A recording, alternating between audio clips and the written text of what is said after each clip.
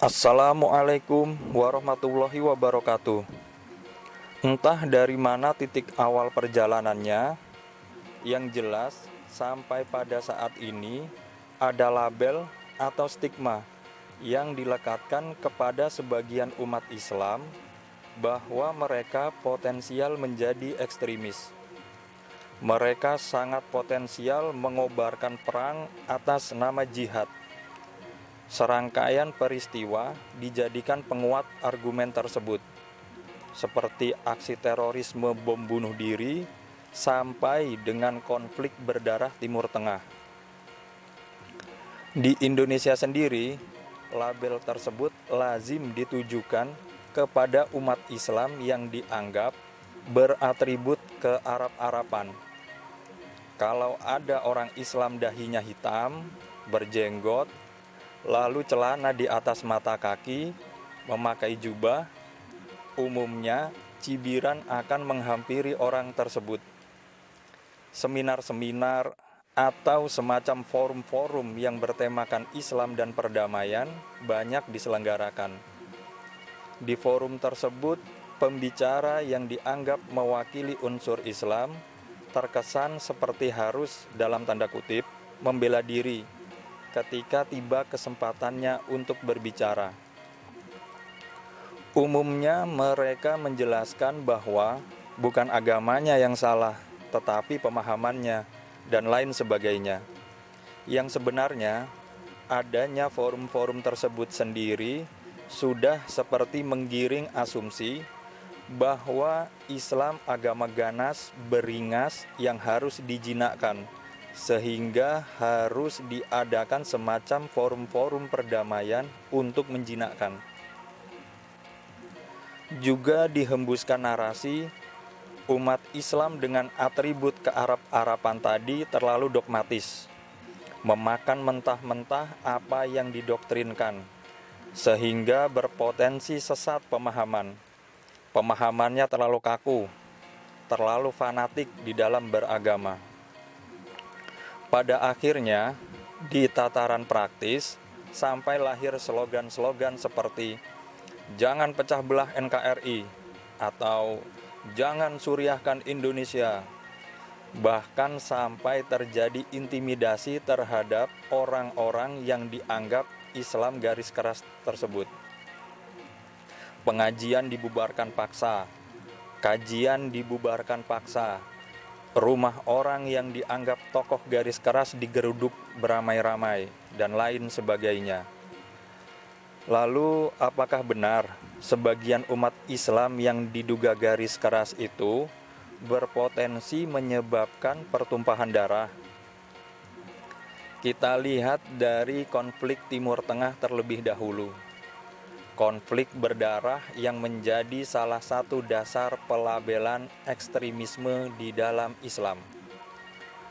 Pertanyaan yang muncul, sebenarnya konflik Timur Tengah apakah dipicu pemahaman serta penerapan agama yang salah, atau semata-mata karena adanya perebutan kekuasaan?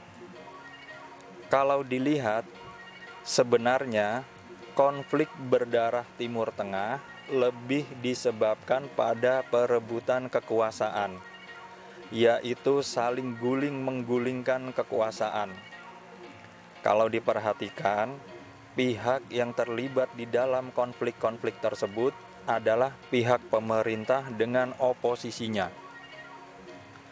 Dan kalau diperhatikan juga, semua berawal dari kepemimpinan otoriter, diktator, yang melibas oposisi dengan senjata. Lalu ada pihak luar datang menyokong kekuatan untuk pihak oposisi. Akhirnya terjadilah konflik berdarah.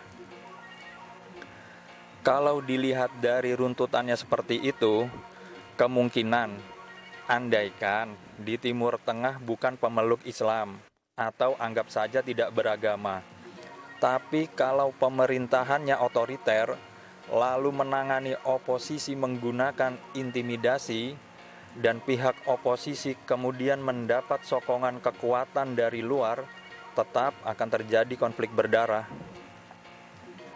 Jadi konflik berdarah Timur Tengah sama sekali tidak ada kaitannya dengan agama ataupun pemahaman agama. Penyebabnya kalau dilihat adalah keserakahan hati. Dimanapun, kalau orang atau kelompok ditekan menggunakan intimidasi, pasti hatinya akan terluka. Dan hati yang terluka tersebut, ketika ada kesempatan juga bantuan, jelas akan melakukan perlawanan. Bahkan Korea Utara yang sistemnya komunis, bukan Islam, kalau ada pihak luar yang menyokong bantuan kekuatan kepada oposisi, tentu juga akan terjadi konflik berdarah di negara itu. Jadi, kalau kita berandai-andai yang liar, misalkan semua umat Islam di Indonesia pemikirannya liberal, terbuka, slow, santai, bukan cuma sumbu panjang, tapi tidak bersumbu malahan. Lalu terjadi pemerintahan otoriter, diktator, oposisi diintimidasi, ditangkap, dipenjara, dibunuh waktu lewat jalan tol misalnya. Kemudian ada pihak asing masuk menyokong bantuan senjata ke pihak oposisi. Tentu hasilnya juga akan sama, akan terjadi konflik berdarah. Jadi konflik berdarah atau perang saudara bukan dipicu oleh agama atau pemahaman agama. Kalau semboyan jihad sebenarnya hanya penguat belaka, semacam strategi. Dan manusia akan selalu mencari penguat semacam semboyan jihad tadi. Misalkan bukan jihad, bisa saja untuk penguat semangat pasukan yang didoktrinkan adalah harga diri suku misalnya. Atau seperti pidato Achilles ke pasukannya, bahwa di depan ada kejayaan, dan kejayaan itu adalah milik kita, maka kita harus mengambilnya. Lalu semangat pasukannya tiba-tiba membara, seperti habis disuntik hormon 1 galon. Jadi kalau mau kedamaian, kalau mau persatuan, sebenarnya mudah aja. Rasulullah mengajarkan musyawarah di dalam melakukan manajemen konflik. Ketika mendamaikan suku Aus dan Khazraj beserta Yahudi sekutunya di Madinah. Jadi, pertikaian, konflik, perang saudara sebenarnya dipicu 3 variabel. Yang pertama, arogansi pihak yang lebih kuat. Yang kedua, sakit hati pihak yang lebih lemah. Lalu yang ketiga, adanya campur tangan pihak luar. Sejarah Indonesia juga mencatat pernah ada gerakan separatis GAM atau Gerakan Aceh Merdeka. Gerakan tersebut dilandasi sakit hati, dilandasi perasaan merasa dikhianati. Jadi sangat tidak tepat dan sangat janggal ketika di satu sisi kita menyatakan NKRI harga mati, tetapi di sisi lainnya masih melakukan intimidasi terhadap pihak yang tidak sejalan. Intimidasi hanya melahirkan sakit hati, dan sakit hati adalah pemicu pertikaian. Berikut ada kisah yang diabadikan di dalam kitab An-Nawadir karya Syekh Syihabuddin Al-Qalyubi. Ya.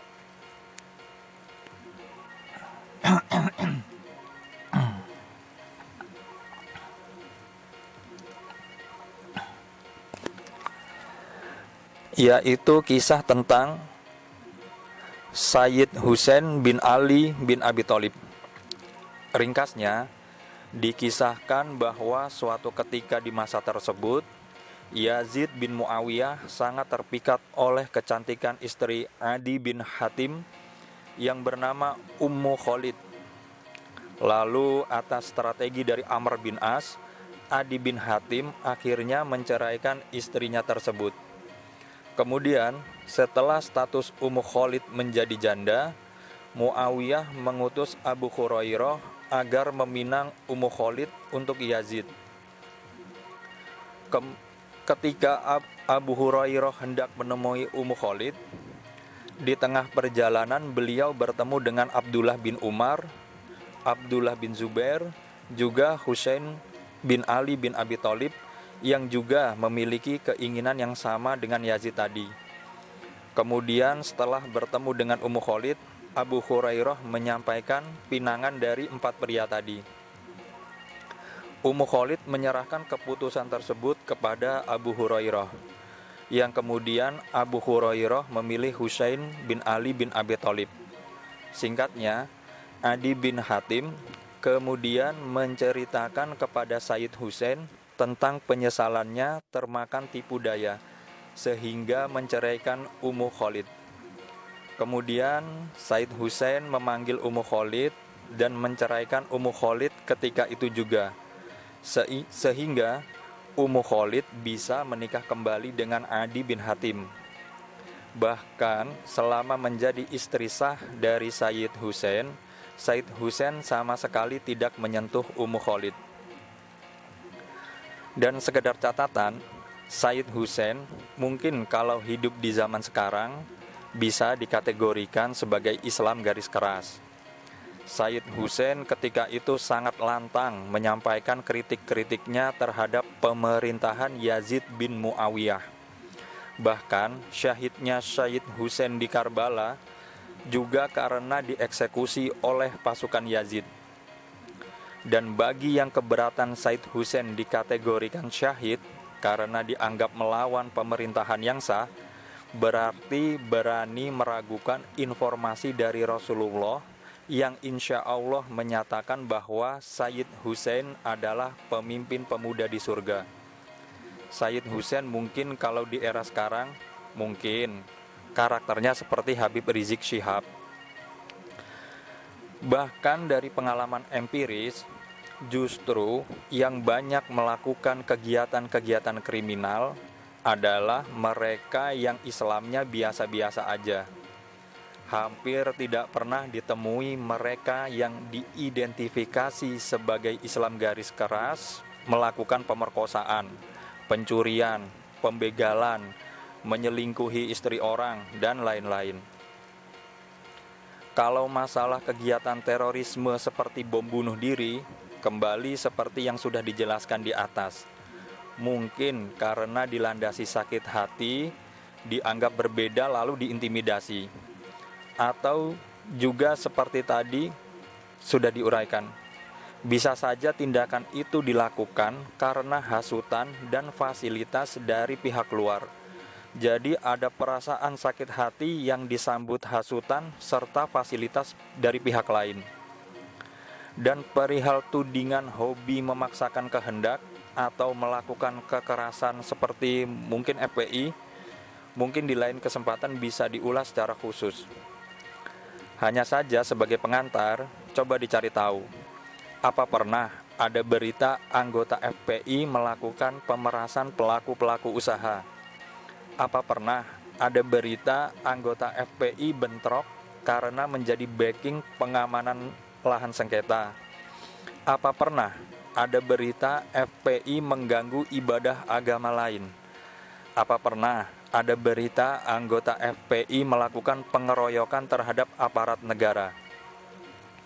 Bahkan kalau mau meneliti secara langsung, bisa dilakukan uji coba lapangan. Seperti misalnya, wanita cantik datang ke markas FPI lalu seolah-olah mau penelitian tentang FPI. Nanti bisa dilihat mereka sopan atau tidak. Sekarang pilihan ada di tangan kita. Benar-benar berkomitmen merawat NKRI ataukah justru entah sadar atau tidak kita malah merusak NKRI. Wallahu alam.